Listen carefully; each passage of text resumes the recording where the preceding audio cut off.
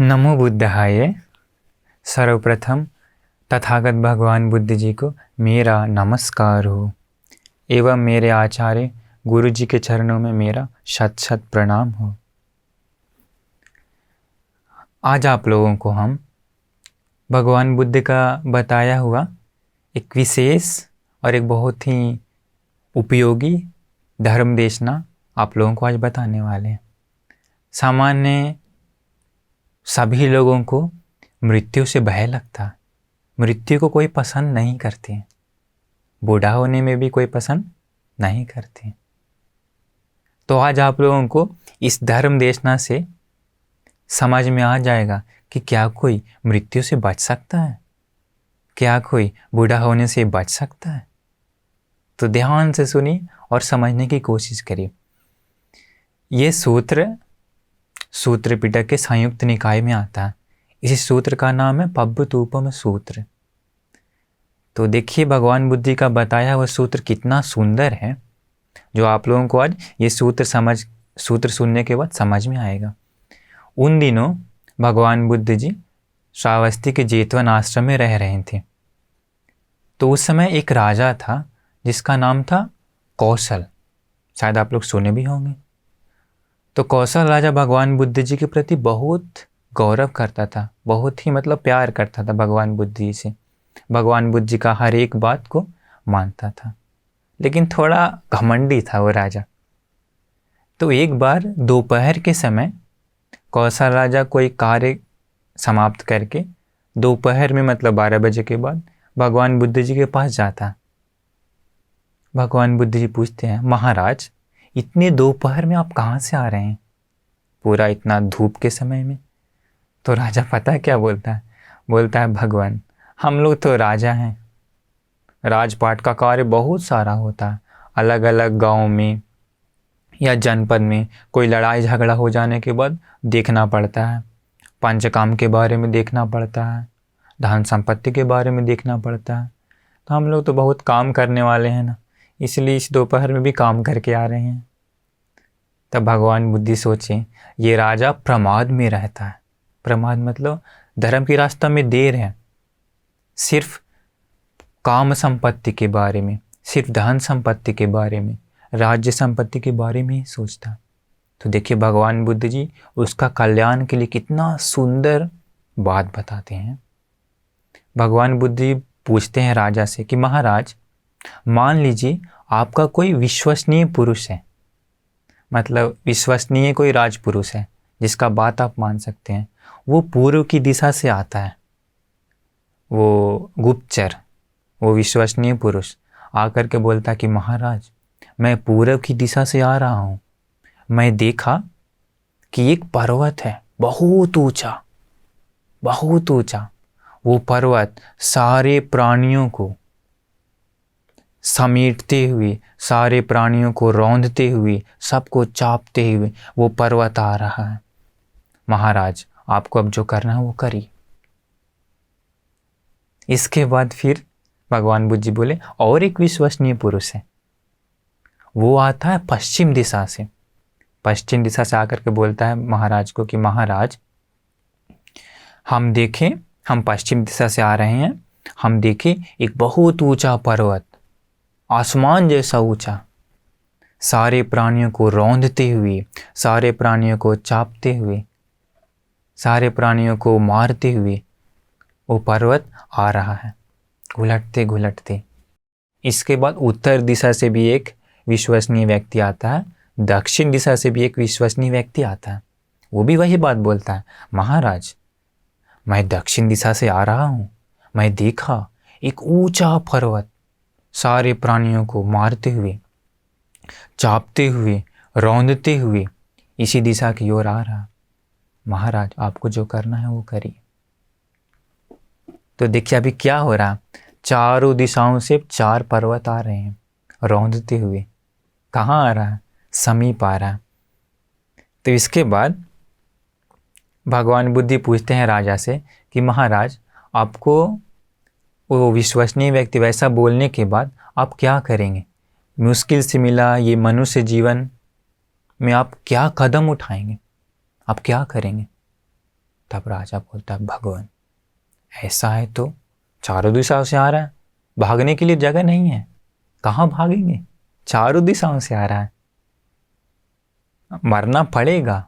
अभी आप सोचिए तो जरा, चारों दिशाओं से पर्वत आने लगेगा तो आप कहाँ भागेंगे, दिशा नहीं है भागने के लिए। तब राजा बोलता है कि भगवान ऐसा समय में तो मैं सिर्फ एक ही काम करूँगा। वो काम क्या है, मैं पुण्य कर्म ही करूँगा, कुशल कर्म ही करूँगा, अच्छा कर्म ही करूँगा, इसके अलावा और कुछ भी नहीं है। देखिए मृत्यु के समय वो क्या बोल रहा है, मृत्यु आने वाला है तो वो क्या करने के लिए बोल रहा है, कुशल कर्म करने के लिए।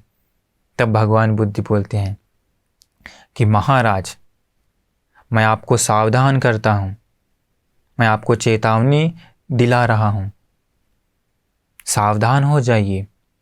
वो पर्वत और कोई नहीं है, बुढ़ापा और मृत्यु आपको अपनी समेट में लेने ही वाला है।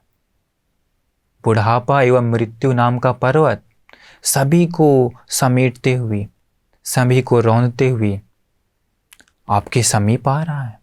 अभी आप जो करना है वो करिए, भगवान बुद्ध जी बोले। तब राजा बहुत डर गया। डरने की लेकिन बात नहीं है, बुढ़ापा एवं मृत्यु नाम का पर्वत हम लोगों के समीप नहीं आ रहा है। अभी देखिए तो बुढ़ापा और मृत्यु का जो पर्वत है, हर एक सेकेंड, हर एक मिनट, हर एक घंटा, हर एक दिन, हर एक महीना, हर एक साल हम लोगों के समीप आ रहा है। कौन सा पर्वत, बुढ़ापा और मृत्यु का पर्वत। पता नहीं कब हम लोगों को अपनी समेट में ले लेगा। देखिए एक पुराना घटना हम बताते हैं। बहुत पहले एक सुंदर रानी थी, बिल्कुल अप्सरा जैसा, हीरोइन फेल उसके सामने। तो उसका पति मर जाता है। तो एक बार एक सुंदर देवता एक सोना का घड़ा लेकर के आता है। उसी सोने का घड़ा में सोना का सिक्का भरा हुआ है। वो देवता रात में उस रानी के कमरे में प्रकट होता है, प्रकट होकर बोलता है कि अरे सुंदरी, आज रात तुम मेरे साथ एंजॉय करने के लिए चलो, मैं ये सोना का घड़ा तुमको दूंगा। वो रानी बोलती कौन हो तुम जिस काम सुख के बारे में बोल रहे हो वो मुझे प्रिय नहीं है, वो मुझे प्रिय बिल्कुल नहीं है, चले जाओ यहाँ से, वापस मत आना। वो देवता गायब होकर चला जाता है। कुछ दिन बाद फिर आता है, लेकिन दूसरी बार मालूम है कैसे आता है, चांदी का घड़ा लेकर के आता है। आकर के बोलता है अरे सुंदरी, आज रात मेरे साथ रहने के लिए चलो, मैं ये चांदी का घड़ा तुमको दे दूंगा। वो रानी दूसरी बार भी कुछ नहीं बोलती है, समझ गई कि अरे हम बोलने जाएंगे तो फिर ये आएगा, चुपचाप रहती है। देवता थोड़ी देर के बाद गायब होकर चला जाता है। कुछ दिन के बाद फिर आता है वो देवता, लेकिन अगर मालूम है तीसरी बार कैसे आता है, एक लोहे का घड़ा लेकर के आता है। लोहे का घड़ा ला करके बोलता है अरे सुंदरी, आज रात मेरे साथ रहने के लिए चलो, मैं तुम्हें ये घड़ा, लोहे का घड़ा दे दूंगा। रानी को थोड़ा सा हंसी आता है। हंसी आने के बाद बोलता है अरे मूर्ख देवता, तुम व्यापार के बारे में नहीं जानते हो।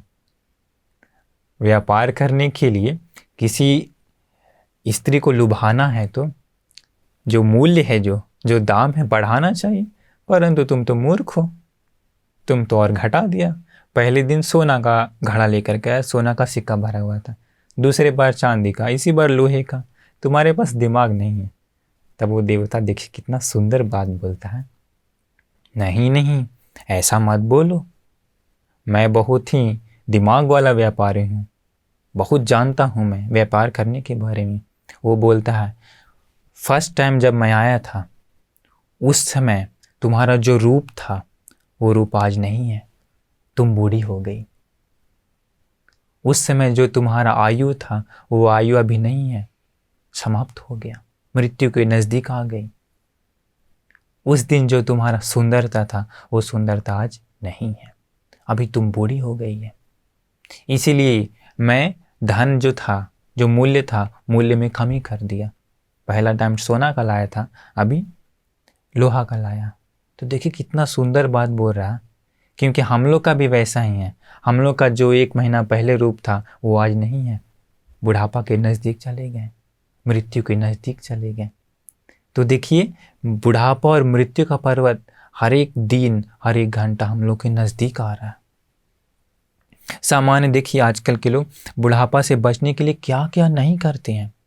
अपने चमड़े को जवान रखने के लिए अलग अलग विटामिन लेते हैं, अलग अलग दवाई का प्रयोग करते हैं।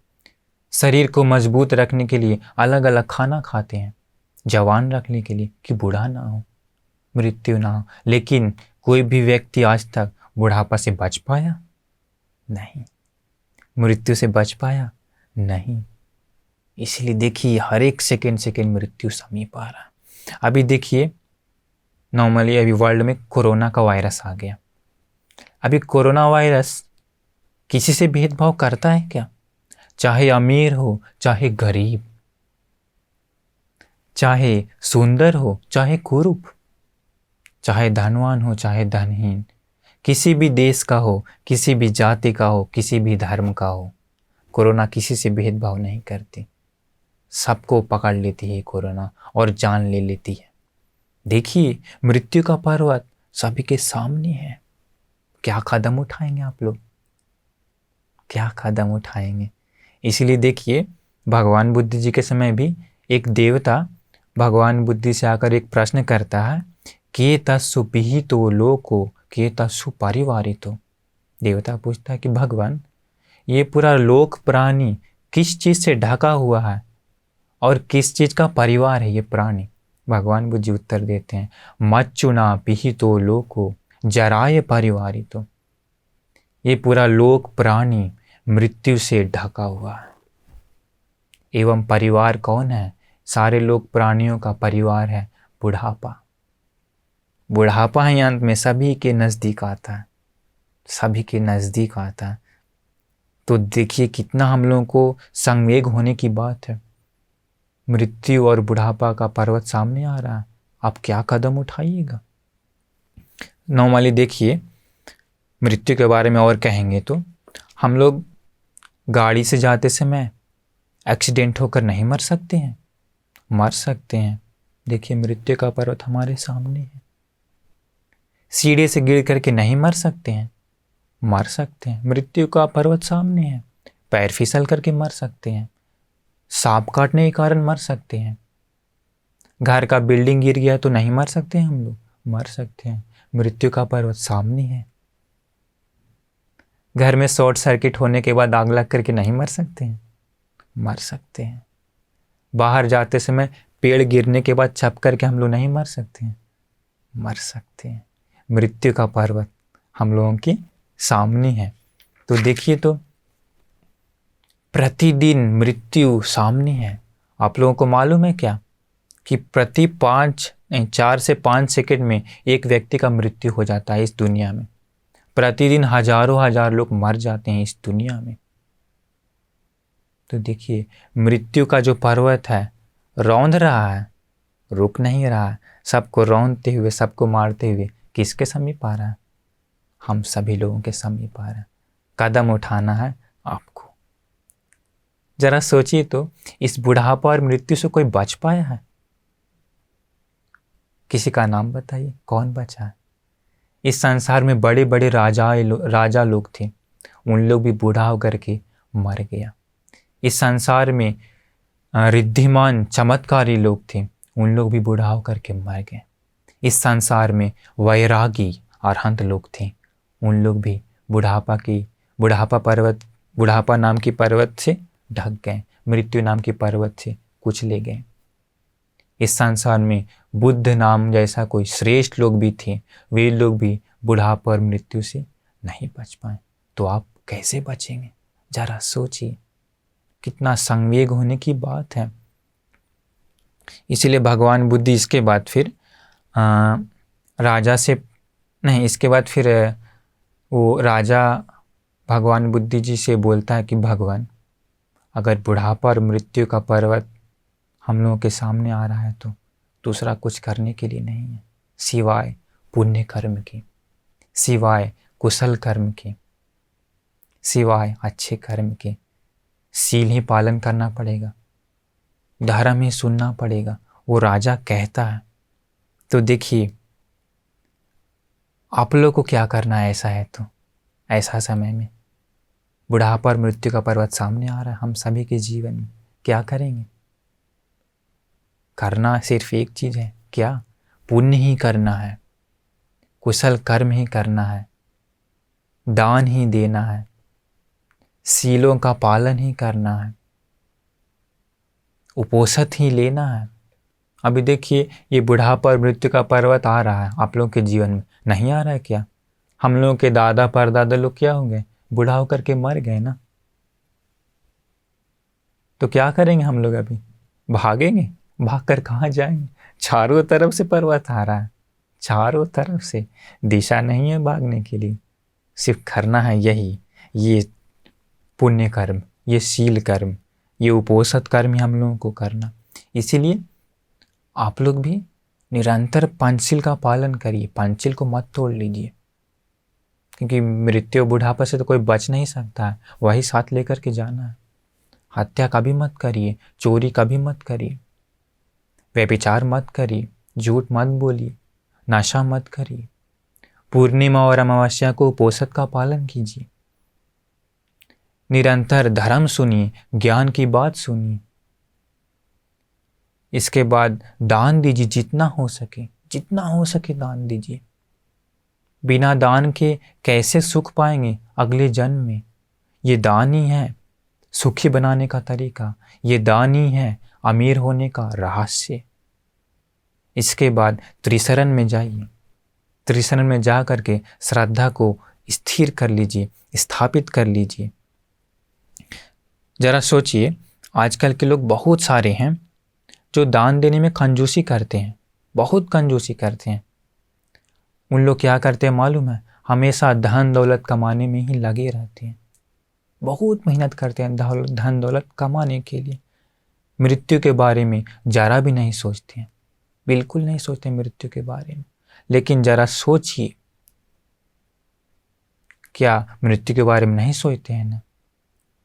तो देखिए उन लोग कमाया हुआ धन रह जाएगा, कहाँ रह जाएगा? धरती पर ही। मृत्यु के साथ उस धन को छोड़ करके जाना पड़ेगा। इसके बाद बाल बच्चा रह जाएगा, कहाँ? धरती पर। लेकिन मरते समय उन बाल बच्चों को छोड़कर जाना पड़ेगा। बहुत सारा प्रॉपर्टी, अपना ज़मीन रह जाएगा, मरते समय उस प्रॉपर्टी को, उस ज़मीन को छोड़कर जाना पड़ेगा। तो ये सोचिए, ये सोच करके ही कुशल कर्म करिए, पुण्य कर्म करिए, हमेशा दान देने के लिए कोशिश करिए, हमेशा कोशिश करिए। देखिए अगर मान लीजिए कोई व्यक्ति एक दिन में 100 रुपया कमाता है, तो 100 रुपया कमाता है तो उसमें से कुछ रुपया दूसरों को दान देना चाहिए, दूसरों को देना चाहिए। नहीं तो अगले जन्म में कैसे सुख भोगेंगे? आजकल कितने सारे कंजूस लोग हैं जो देते नहीं हैं। याद रखिए, कोई अमीर बनता है तो देने के कारण ही अमीर बनता है अगले जन्म में। कंजूस होने से कभी भी अमीर नहीं बन जाता। ये संपत्ति भगवान किसी को नहीं दे देता है, भगवान नहीं देता। देने के कारण ही, अपना कर्म से ही कोई सुखी बनता है अगले जन्म में। मान लीजिए आप बिस्किट खा रहे हैं, तो बिस्किट खाते समय उसी बिस्किट में से कुछ बिस्किट दूसरों को दान दे करके खाइए, दूसरों को दान दे करके। क्यों? क्योंकि आप जो खाएं ना बिस्किट, वो बिस्किट डाइजेस्ट होकर के पखाना के रूप में निकल जाएगा, लेकिन जो दूसरों को दिए ना, वो पुण्य मरते के साथ आपके साथ जाएगा, आपके साथ जाएगा। मान लीजिए आप एप्पल खा रहे हैं, उसी एप्पल में से आधा एप्पल काट करके किसी दूसरों को दान दीजिए। आप जो खाएं ना एप्पल, वो एप्पल डाइजेस्ट होकर के पखाना के रूप में निकल जाएगा, लेकिन आप जो दिए वो पुण्य मरते समय आपके साथ जाएगा, आपके साथ जाएगा। देखिए हम लोग जो खाते हैं पखाना के रूप में निकल जाता है, हम लोग जो देते हैं वो मरते समय हम लोग के साथ जाता है। कितना सुंदर है ये कार्य। इसके बाद और सोचिए, बहुत सारे लोग नए नए कपड़ा लेते हैं पहनने के लिए। तो नए नए कपड़ा लेने के बाद उन्हीं कपड़ों में से कुछ कपड़े, नए कपड़े दूसरों को दान दीजिए। क्यों? क्योंकि जो कपड़ा पहनते हैं, नए नए कपड़ा, वो समय के साथ पुराना होकर के फट जाएगा, हम लोग फेंक देते हैं। लेकिन जो दूसरों को दान दिए ना, कपड़ा दान दिए ना, वही पुण्य मरते समय आपके साथ जाएगा। लेकिन जो खुद पहन लिए वो क्या हो जाता है? फट करके फेंका जाता है। तो देखिए, इस धन संपत्ति को अपने साथ लेके जाने का यही तरीका है। क्या है? दान से। जो देते हैं वही साथ जाता है, उसका पुण्य। जो हम लोग रखते हैं अपने पास छुपा करके, वो मरते समय छोड़ कर जाना पड़ता है। इसलिए ये दान आप लोग अपने जीवन में प्रयास कीजिए। इसके बाद और कहेंगे तो दान के बारे में, भिक्षु संघ को दान देते हैं तो और बहुत अच्छा है, क्योंकि भिक्षु संघ को दान देने से महान पुण्य मिलता है, अग्र पुण्य मिल जाता है। अग्र। एक बार भगवान बुद्ध जी से ये जो कौशल राजा यही आकर के पूछता है कि भगवान, किसको दान देना चाहिए, किसको दान देना चाहिए, तथा किसे दान देने से बहुत पुण्य मिलता है, बहुत पुण्य मिलता है। तब भगवान बुद्ध जी बोले, महाराज, किसे दान देना चाहिए तथा किसे दान देने से ज़्यादा पुण्य मिलता है, 2 प्रश्न हैं, एक नहीं। भगवान बुद्ध जी बताएं कि जहाँ दान देने से तुम्हारा मन में खुशी उत्पन्न होता, वह उसको दान देना चाहिए। मतलब जिसे दान देने का मन करता है उसे दान देना चाहिए, पुण्य मिलेगा। क्योंकि कोई लोगों को, भिखारी लोगों को दान देने में अच्छा लगता है, गरीबों को खाना देने में अच्छा लगता है, कपड़ा देने में अच्छा लगता है।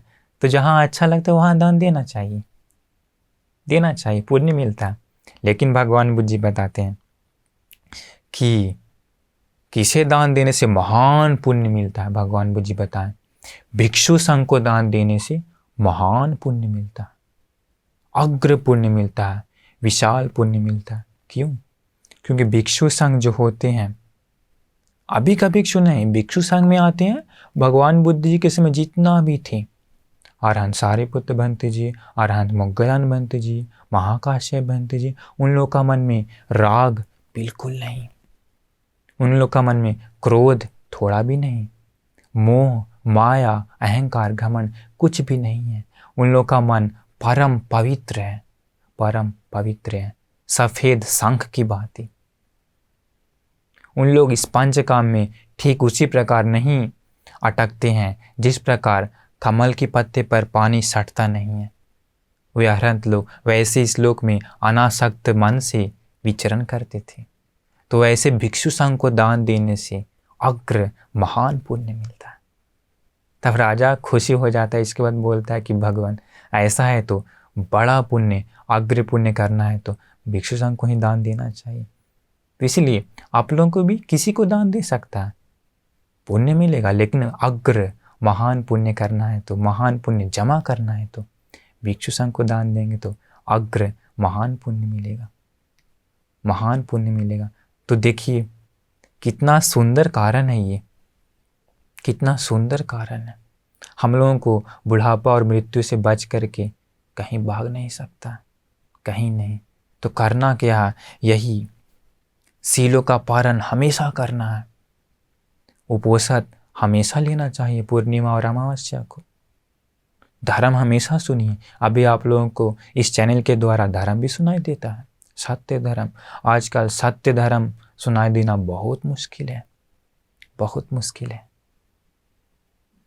तो इसीलिए हम लोग को ये धन को लेकर के जाना है, तो आप लोगों को अपना धन को लेकर के जाना है तो ये धर्म को प्रैक्टिस करिए, दान दीजिए।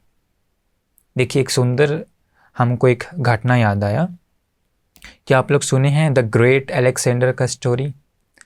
ग्रीक का राजा था वो अलेक्जेंडर। वो बहुत देश युद्ध करके, लड़ाई करके, बैटल में बहुत सारा देश को जीत लिया था। इंडिया भी आया था मेरे याद से, इंडिया को भी जीतने का ट्राई किया था लेकिन असफल हुआ था शायद। तो इस प्रकार वो बहुत सारा देशों को, कंट्री को जीत लिया था, अपने अंडर में कर लिया था। बहुत युद्ध किया, बहुत मार काट किया। अंत में वो अंतिम समय एक इच्छा प्रकट करता है, एक लेटर लिखता है, एक विश करता है क्या कि राज्यसभा में, अपना सभा में, राज दरबार में, कि देखो हम मरने वाले हैं, मरने के बाद जो शमशान घाट में उठा करके लेके जाते हैं आदमी लोगों को, तो वो बोलता है कि मेरा जो डेड बॉडी है उसको आदमी लोग नहीं, मेरा जो राजकीय वैद्य लोग हैं, राजकीय डॉक्टर लोग हैं, स्पेशल डॉक्टर लोग राज्य का, उन लोग ही मेरा बॉडी को उठा करके लेके जाना चाहिए। पहला ये। इसके बाद वो दूसरा विश करता है कि जब उठा करके लेके जाते समय, उस समय पेट्टी में, मतलब पेट्टी मतलब कि एक सुंदर सा डब्बा में डाल करके लेके जाता था। तो बोलता है कि जब वो डब्बा बनाएगा तो उसी डब्बा के दोनों साइड छिद्रा होना चाहिए तथा मेरा दोनों हाथ ऐसे बाहर में लटकते हुए जाना चाहिए, ऐसे लेकर के जाना। इसके बाद तीसरा विश करता है, वो तीसरा प्रार्थना करता है, बोलता है कि हम, मेरा जो बहुत सारा सोना चांदी है, उसी सोना चांदी को शमशान घाट में लेके जाते समय रास्ता के दोनों ओर सारे सोना चांदी को बिखेर करके जाना, मतलब बिखेर देना दोनों साइड में। देखिए कैसा अद्भुत उसका विश है ना। तो एक राज दरबार में एक आदमी पूछता है कि महाराज आप ऐसा विश क्यों कर रहे हैं, क्यों आप ऐसे बोल रहे हैं?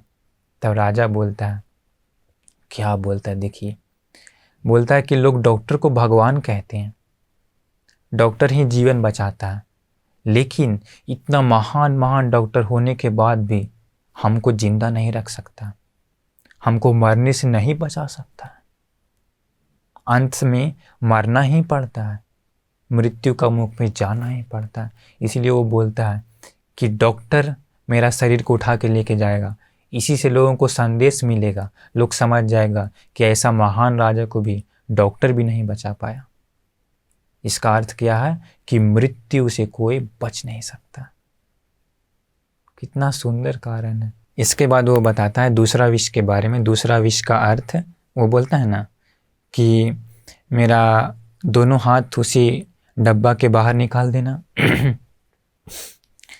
उसका अर्थ बताता है वो कि हम इस जीवन में बहुत सारा धन दौलत जमा किए, बहुत सारा कंट्री को अपने वश में की युद्ध करके, बहुत सारा सोना चांदी है, लेकिन वो बोलता है कि मरते समय खाली हाथ हम जा रहे हैं। इसलिए लोगों को संदेश मिलना चाहिए, सीख मिलना चाहिए कि इतना बड़ा राजा भी मरते समय खाली हाथ जा रहा है, कुछ नहीं लेके जा रहा है जमा किया हुआ चीज। देखिए राजा को कितना दिमाग होगा ना। इसका तो तीसरा विषय था उसका कि उसी रास्ते के दोनों साइड सोना चांदी बिखेर देना। उसका अर्थ बताता कि हम जीवन भर बहुत सारा युद्ध किए, जीवन भर युद्ध करने के लिए मेहनत किए। क्यों? राज्य को अपना वश में करने के लिए, देश को अपना वश में करने के लिए, बहुत सारा धन संपत्ति का मालिक बनने के लिए। लेकिन वो बोलता है कि मरते समय हम एक भी रुपया, एक भी सोना, एक भी चांदी, एक भी डायमंड अपने साथ नहीं लेके जाते हैं। इसलिए वो बोलता है कि रास्ते में दोनों साइड सोना चांदी को बिखेर दो, ताकि लोगों को समझ में आए कि इतना बड़ा राजा भी सब छोड़ के गया, सब छोड़ के गया। तो देखिए, तो अलेक्जेंडर जो था बहुत सारे देशों का मालिक बन गया था, देशों को जीत गया था, लेकिन उसका विचार को देखिए, सुंदर विचार है। उसको भगवान बुद्ध जी का धर्म नहीं मिला। अगर उसको धर्म मिलता तो वो सही रास्ते पर जा सकता था, उसके पास दिमाग था। लेकिन बहुत युद्ध किया, अंत में बहुत सारा धन जमा भी किया, बहुत सारा देशों का मालिक भी बन गया, लेकिन मरने के बाद कहाँ गया? अपाय में। क्यों? क्योंकि वो हत्या ही किया है हमेशा, सारे धन संपत्ति को छोड़ करके गया। इसके बाद और आप लोगों को करना है क्या? दान देना है। और एक विशेष कारण है क्या? त्रिशरण की शरण में जाना है, त्रिशरण में जाना है। त्रिशरण में जा करके श्रद्धा में स्थिर होना है, क्योंकि ये श्रद्धा ही एक ऐसा चीज है जिसे किसी को भी स्वर्ग लेकर के जा सकती है। आप लोग मठ कुंडली के बारे में सुने ही होंगे। मठ कुंडली अंतिम में भगवान बुद्ध जी के प्रति श्रद्धा उत्पन्न करके कहाँ जाता है? मर के दिव्य लोक में जाता है। देखिए वो अलेक्जेंडर बहुत सारा कंट्री का मालिक बन गया, लेकिन उसको वो धन संपत्ति के कारण वो स्वर्ग लोक में नहीं जा पाया। लेकिन ये श्रद्धा ऐसा धन है, भगवान बुद्ध जी के प्रति श्रद्धा ऐसा धन है जो धन नहीं जरूरत है, इसी श्रद्धा धन के कारण वो स्वर्ग लोक जा सकता है। तो देखिए, मृत्यु से बचने का कोई मार्ग नहीं है, मृत्यु से, बुढ़ापा से भागने के लिए जगह नहीं है। हर एक सेकेंड वो पर्वत, मृत्यु का पर्वत, बुढ़ापा का पर्वत हम लोग के निकट आ रहा है। हम लोगों का परिवार में जो परंपरा के लोग उसी पर्वत के नीचे दब करके मर गए। हम लोग का पारी आ गया, पता नहीं किस क्षण हम लोगों को वो पर्वत अपनी चपेट में ले लेगा, नहीं जानते हैं। इसलिए आप लोग हमेशा इसी धर्म को सुनिए, धर्म को सुन करके उसको अपने जीवन में अपनाइए, अपना करके उसको फॉलो करिए, क्योंकि पता नहीं कब हम लोग का मृत्यु हो जाएगा। भगवान बुद्ध जी का शरण में आज ही जाइए, अगर नहीं गए हैं तो धर्म की शरण में आज ही जाइए, संघ की शरण में आज ही जाइए, जिससे आप लोगों का कल्याण हो जाएगा। शायद आप लोग अभी तक पाप करते रह गए होंगे, हत्या, चोरी, व्यभिचार, झूठ, नशा करते होंगे, परंतु अभी अगर नहीं सुधर गए तो मरने के बाद कहाँ जाएंगे? अपाय में जाना पड़ेगा, क्योंकि बुढ़ापा और मृत्यु का पर्वत नज़दीक आ रहा है आपके सामने। नागसेन भंते जी, जो पहले पुराना एक भंते जी थे, अरहंत भंते जी थे, उससे एक राजा पूछता है कि भंते जी, आप कहते हैं कि कोई लोग पाप किया है, लेकिन उसी पाप को बाद में छोड़ करके पुण्य करेगा तो, त्रिशरण में जाएगा तो वो स्वर्ग जाता है, ऐसे कैसे होगा? तो वो पाप किया तो उसका फल नहीं मिलेगा। तब भंते जी बोलते हैं, एक सुंदर उदाहरण देते हैं कि एक छोटा सा कंकड़ को, बालू का कंकड़ को पानी में डालेंगे तो क्या होगा?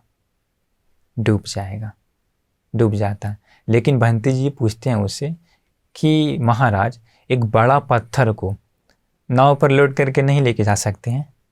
राजा बोलता है, नाव पर लोड करके लेके जा सकते हैं। उसी प्रकार ये त्रिशरण नौका के जैसा बहुत सारे पापों को भी, बड़ा पत्थर के जैसा बहुत सारे पाप किया है, लेकिन अगर कोई त्रिशरण में आ जाता है तो, श्रद्धावान बन जाता है, तो वो त्रिशरण नौका के जैसा है, उसको बहुत सागर में पार चलाता है। इसीलिए आप लोग इस पर्वत पब्बतूपम सूत्र आज आप लोगों को हम बताए हैं, भगवान बुद्ध जी का बताया हुआ बुढ़ापा और मृत्यु का पर्वत के बारे में। तो इसलिए आप लोग भी हमेशा देर होकर के मत रह जाइए, सिर्फ धन संपत्ति के बारे में ही नहीं सोच लीजिए, क्योंकि दोनों पर्वत आ रहा है, बुढ़ापा और मृत्यु का। इसलिए आप लोग हमेशा पुण्य करिए, कुशल करिए, धर्म सुनिए, निरंतर दान दे दीजिए, तब मरते समय दुखी होने का कोई बात नहीं रहेगा। उसी धन को आप साथ में लेकर के जा सकते हैं दान के जरिए। इसलिए हम अभी आशा करते हैं कि शायद आप लोगों को समझ में आ गया होगा कि क्या कोई मृत्यु से बच सकता है, क्या कोई बुढ़ापा से बच सकता है? नहीं, कोई नहीं बच सकता, कोई नहीं। इसलिए आप लोगों का सदा कल्याण हो, आप लोगों का मंगल हो, आप लोगों को सदा सुखी से रहने का भाग्य मिले, यही मेरी मनोकामना है। नमो बुद्धाय।